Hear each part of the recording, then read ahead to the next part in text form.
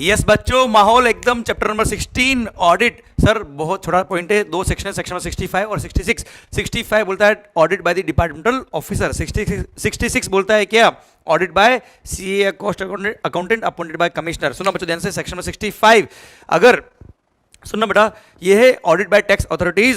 Sir since assessee self assess करता है तो to monitor all these things department क्या करेगा, रिस्क इवैल्यूएशन बेसिस पर कुछ असेसी को सेलेक्ट करता है उनके क्राइटेरिया के बेस पर, और उनको सर इंटीमेशन देगा एडवांस में। कमिश्नर या any other officer authorised by commissioner क्या करेगा, आपके यहाँ पे आके ऑडिट करेगा। पर हाँ, ऑडिट करने से पहले ये जीएसटी ऑडिट नहीं है बेटा। जीएसटी ऑडिट तो जिसका भी एग्रीगेटर 2 करोड़ क्रॉस होता है उसको जीएसटी ऑडिट करवाना पड़ेगा, वो अपने ऐसे खुद सीए या कॉस्ट अकाउंटेंट अपॉइंट करेगा, उसकी फीस वो खुद देगा बेटा, वो अलग चीज है। क्लियर? ये है ऑडिट बाय टैक्स अथॉरिटीज, वो असेसी सेलेक्ट करेगा, और कमिश्नर या any other officer authorised by commissioner वो आपके प्रीमाइसेस पाएंगे और टैक्स, और वो जीएसटी अपना डिपार्टमेंट ऑफिसर इंटरनल ऑडिट करेंगे बेटा। सुनो बच्चों ध्यान से, पर यहाँ पर ये सडन ऑडिट नहीं होती है, यहाँ पे एटलीस्ट 15 डेज एडवांस में आपको इंटीमेशन दिया जाएगा कि हम इस पीरियड का ऑडिट करेंगे। अच्छा, किस पीरियड का ऑडिट कर सकते हैं, किसी भी फाइनेंशियल का या उसके किसी पार्ट का, या मल्टीपल ऑफ फाइनेंशियल ईयर का भी बेटा। 1 साल 4 साल का कर दिया, 1 साल 2 साल का, एक साथ 2 साल का कर दिया, ये कर सकते बेटा।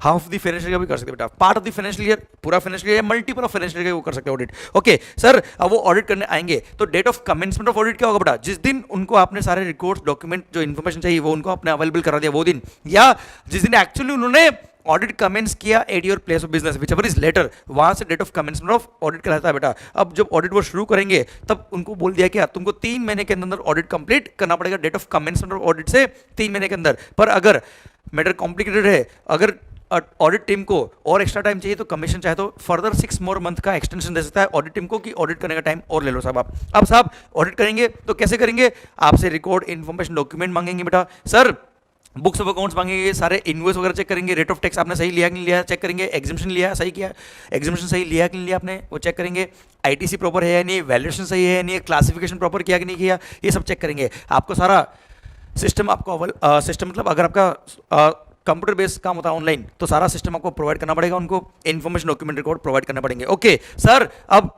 उनको कोई क्वेरी हुई, कुछ इन्फॉर्मेशन चाहिए, आपसे क्वेश्चन पूछेंगे, आप अपना आंसर देंगे, उसके बेस पे ऑडिट रिपोर्ट वो बनाएंगे, और ऑडिट कंप्लीट होने के 30 दिन के अंदर जो ऑडिट का फाइंडिंग था वो आपको भी बता देंगे कि ये फाइंडिंग हमको मिला, ये ऑब्जेक्शन हमको थे बेटा।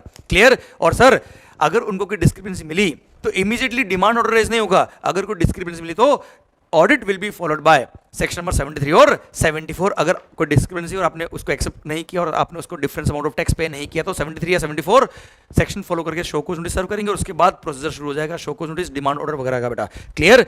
डन। सरकार पॉइंट खत्म होता है। अब छोटा सा पॉइंट था क्या, audit under section number 65, audit under section number 66। अगर असिस्टेंट कमिश्नर या उसके अबव रैंक वाले ऑफिसर के पास रीजन की ओपिनियन है कि आपने जो वैल्यू डिक्लेयर करी है वो सही नहीं है, या जो आपने आईटीसी लिया वो सही नहीं है, गड़बड़ है, फ्रॉडुलेंट है, उसको ऐसा लगता है, तो after taking prior permission of the commissioner, वो चाहे तो prior taking permission of the commissioner वो चाहे तो आपको एक स्पेशल ऑडिट का ऑर्डर दे सकता है, और ये स्पेशल ऑडिट आपको करवानी पड़ेगी फ्रॉम दी कॉस्ट अकाउंटेंट और chartered accountant which are nominated by the commissioner. उनको अपॉइंट भी कौन करता है, कमिश्नर अपॉइंट करता है, वो आके आपके यहाँ ऑडिट करेंगे, और वो ऑडिट करेंगे तो जिस दिन उन्होंने ऑडिट शुरू की उसके 90 डेज में उनको ऑडिट पूरा करना पड़ेगा। और असिस्टेंट कमिश्नर चाहे तो अगर वो सीए कॉस्ट अकाउंट जो ऑडिट करने गया है उसको लगता है टाइम और चाहिए तो फर्दर 90 मोर डेज तक का टाइम और दे सकता है, 90 days plus 90 days to complete the audit. Okay, ये ऑडिट में अगर कुछ फाइंडिंग मिली, अच्छा प्लेस ऑफ बिजनेस पे आएंगे ऑडिट करने, आपको कॉपरेट करना पड़ेगा, सारी इन्फॉर्मेशन डॉक्यूमेंट रिकॉर्ड वगैरह प्रोवाइड करने पड़ेंगे। ओके, ऑडिट रिपोर्ट कंप्लीट हो गई। अब सर ऑडिट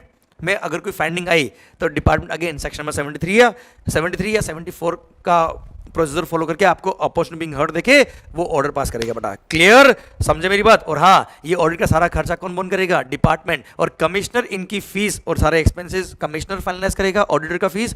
क्लियर? और जो उसने फाइनल कर दिया वो फाइनल है, उसको कोई ऑब्जेक्शन रेज नहीं कर सकता, और डिपार्टमेंट बोन करता है सारा फीस वगैरह बेटा। क्लियर? डन। भारत माता की जय। अगेन एक छोटा सा टॉपिक, चैप्टर नंबर 16 2 सेक्शन बेटा, सेक्शन नंबर 65 और 66 खत्म होते हैं। अब ध्यान रखना, तो 3 तरह की ऑडिट होगी जीएसटी की बेटा, एक तो टैक्स ऑडिट, एक तो जीएसटी ऑडिट बाय एक तो internal audit by the GST department section number 65 की, एक सीए या कॉस्ट अकाउंटेंट जो डिपार्टमेंट अपॉइंट कर रहा है अगर आपकी वैल्यूएशन या आईटीसी में गड़बड़ था तो, और थर्ड अगर एवरी एसएससी जिसका एग्रीगेट टर्नओवर 2 करोड़ क्रॉस होता है उसको सीए या कॉस्ट अकाउंटेंट से अपना ऑडिट कराना पड़ता है, उसकी फीस वगैरह खुद एसएससी देता है बेटा, इस पर सेक्शन 44 बेटा। क्लियर? डन। भारत माता की जय। चैप्टर नंबर 16 खत्म होता है। अब थैंक यू सो मच, पढ़ते रहिए।